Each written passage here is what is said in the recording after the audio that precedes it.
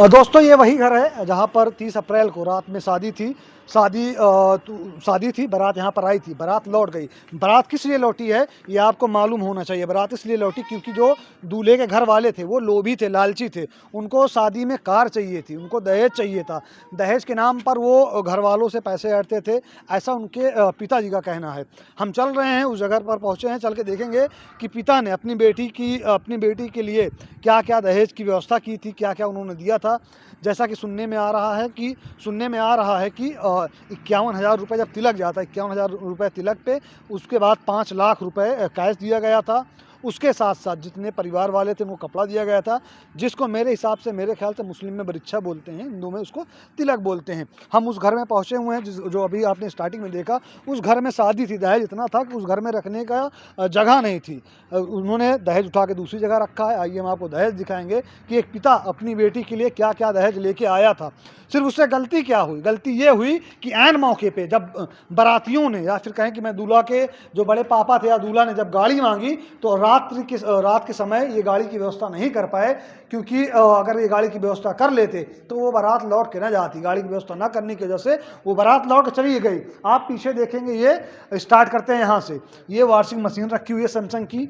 ये इसको क्या बोलते हैं, वो है सिंगारदान है मेरे ख्याल से। ये क्या है अंकल? अलमारी है। ये अलमारी, ये क्या है?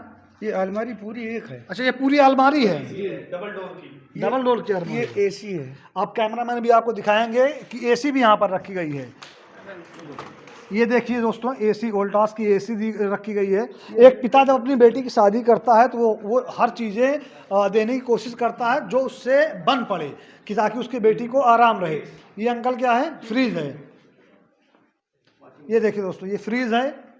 और ये नीचे आप देख सकते हैं डबल बेड का, ये बेड का ये है, और ये गद्दा है, और इस पे शीशा है उसका, एलईडी सोफे का शीशा रखा हुआ है।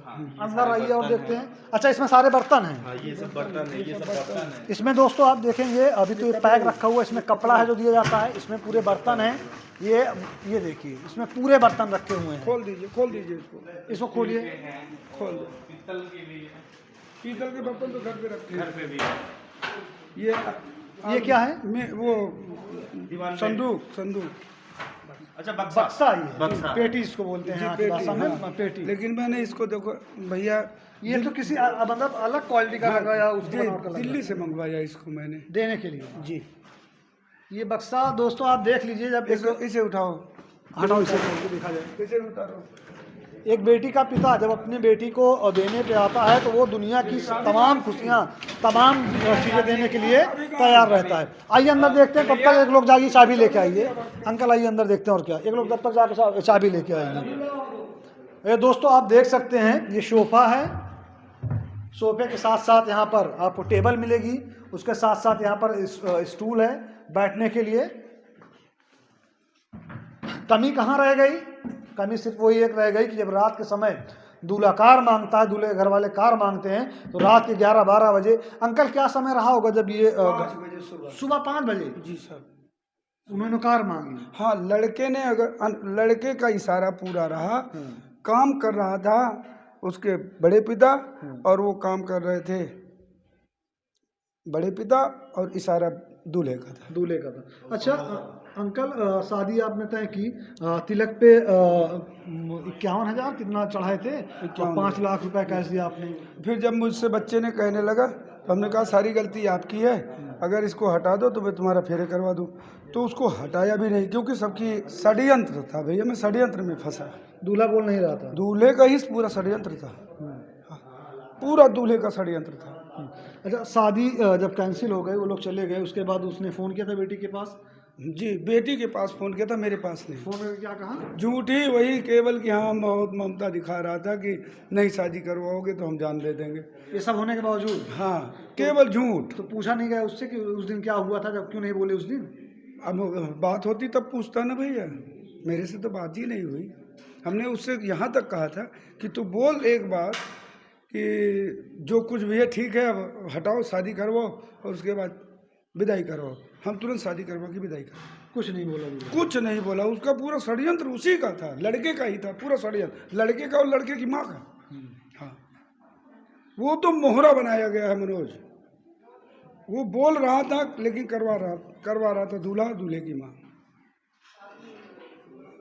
यही पूरा षड्यंत्र है। भगवान बचाए ऐसे इंसानों से जो दहेज के लोभी होते हैं, जो दहेज के लिए अपनी बहू को ताना मारते हैं या सुनाते हैं या दहेज के लिए उन्हें परेशान करते हैं।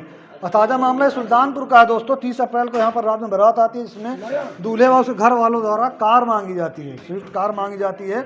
सुबह के 5 बज रहे थे, जिस वजह से एक बाप जो शादी की सारी व्यवस्थाएं करता है लेकिन गाड़ी की व्यवस्था नहीं कर पाता, इसकी वजह से वो बारात लौट जाती है। हम वही दहेज का सामान आपको दिखा रहे हैं, आप ये देखिए पूरे नीचे बेड का भरा हुआ है। इसमें भी भरा, उसमें भी भरा भैया। इसमें क्या है अंकल? इसमें सारे लड़के के जो है जरूरत के सारे सामान हैं। हाँ जी, LED है, उधर देखो ये LED पड़ी है।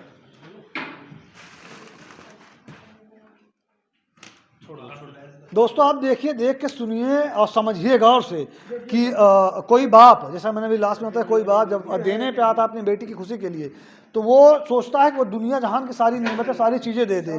क्या क्या नहीं करता एक बाप। अब ये देखिए सैमसंग की ये आई थिंक 80 इंच की HD TV है। और क्या चाहिए उसे?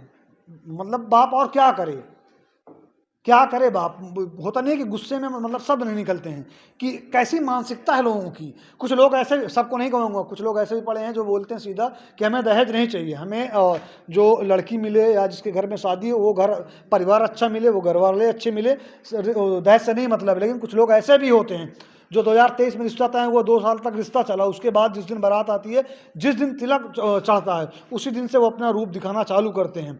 उसके बाद जिस दिन शादी होती है, शादी के दिन वो ऐसा कांड करते हैं कि दुल्हन के घर वाले एकदम परेशान हो जाते हैं। उन्हें समझ में नहीं आता कि इस चीज़ को मैनेज कैसे किया जाए। वो बेड का सिरहाने का वो है, देखिए तकिया पीछे जो रहता है, वो उधर जो खड़े हैं भैया, वो बेड का ही है। आइए अंकल, हम थोड़ा इधर चलेंगे। अंकल एक बार मैं आपसे जानना चाहूँगा, चले आइएगा, मैं जानना चाहूँगा कि बात हो गई, हाँ चलिए, मतलब दूल्हा आ गया, जो आप बता रहे थे कि कुर्सी से किसी ने फेंक कुछ मारा, छोटे बच्चे को लगा, बच्चा बेहोश हो गया। उसके बाद भी आप लोगों ने मैनेज किया कि किसी तरह शादी हो जाए, किसी तरह की शादी हो जाए। अगर हमें ऐसा कुछ, हमारे मन में तो था ही नहीं भैया। 500 आदमी का, 700 आदमी का भोजन था यहाँ, 200 बाराती, 500 हमारे घर आती।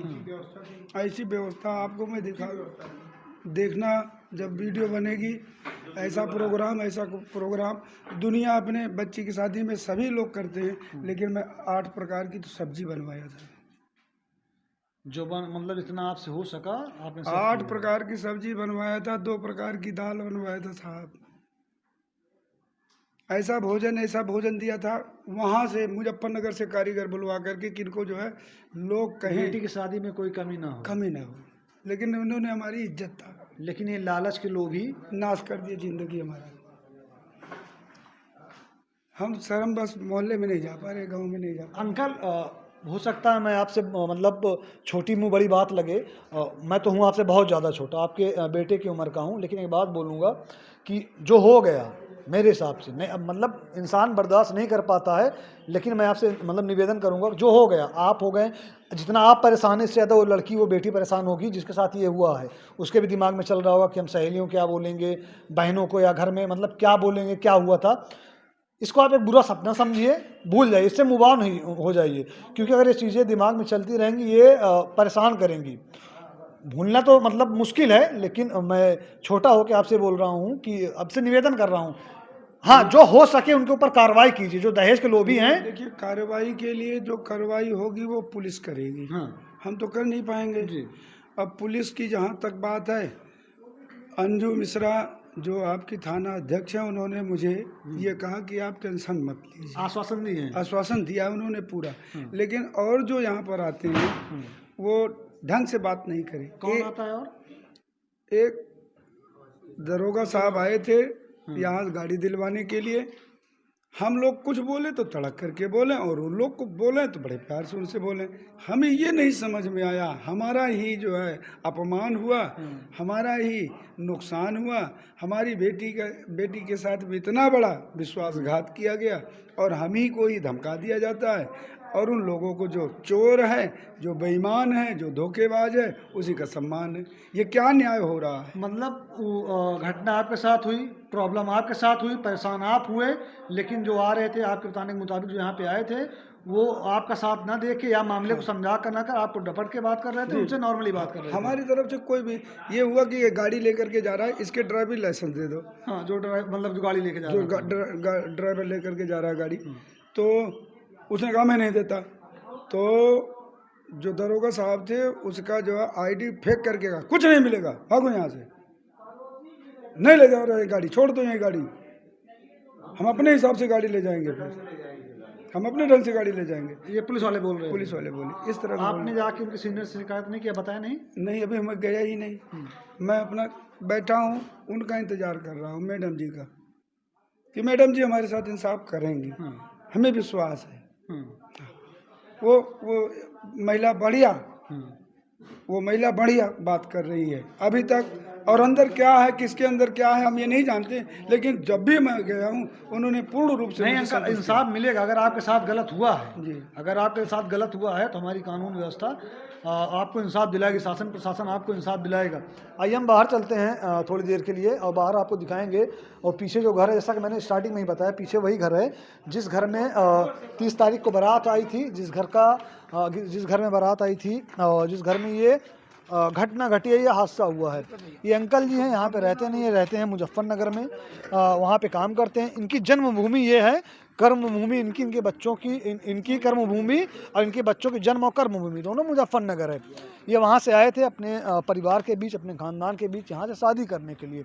इनको नहीं पता था कि जब शादी करने के लिए पहुँचेंगे कि एक ऐसा परिवार मिलेगा जो इनको फंसाएगा और इनके साथ चाल चलेगा, इनके साथ खेल खेलेगा और शादी वाले दिन ही कुछ ऐसी डिमांड रखेगा, सुबह के टाइम भोर ऐसी डिमांड रखेगा जिसको ये पूरा करना एक तरह से एकदम असंभव है। किसी के लिए भी असंभव है, उस टाइम तो किसी के लिए भी असंभव, किसी के लिए भी असंभव, और इतना पैसा भी किसी के पास नहीं रहता कि उठा शादी वाले करके घर में दे दे। नहीं रहेगा, बिल्कुल नहीं रहेगा। और उसमें ये षड्यंत्र रच करके हमारे साथ में ऐसा ये कार्य किया गया ताकि हम जो है परेशान हो जाएं, हमारी इज्जत दांव पर लगाया गया है। अब इसमें क्या उनको क्या मिला? रहने वाला था अंकल, दूल्हा अमेठी का रहने वाला नहीं, गौरीगंज मटेरा गांव, क्या नाम है? सचिन मिश्रा। दूल्हा क्या करता है? दूल्हा क्या करता है? दूल्हा जो है क्या करता है? इंटर कॉलेज में अपने बाप की जगह, उनके पिताजी मास्टर थे, वो नौकरी पाया है बाबू का। तो दोस्तों आपने देखा, और मेरी ये अगर उच्च अधिकारियों तक ये वीडियो पहुंची हो तो उनसे निवेदन है कि एक लड़की के बाप का जो आपसे हो सके, जो निष्पक्ष जांच हो वो जांच कराइए, इनको इंसाफ दिलाइए। क्योंकि बाप जैसा कि मैंने अभी आपको दिखाया कि सोचता है कि क्या से ना, मतलब क्या पाऊँ क्या दे दूँ, दुनिया जहाँ की नेमत है अपने बेटी को दे दूँ। बहरहाल इस वीडियो में आपका हमारा साथ यहीं तक था। कैमरे के पीछे जो खड़े हैं उनका नाम रिदान है, मेरा नाम मोहसिन खान है। जय हिंद।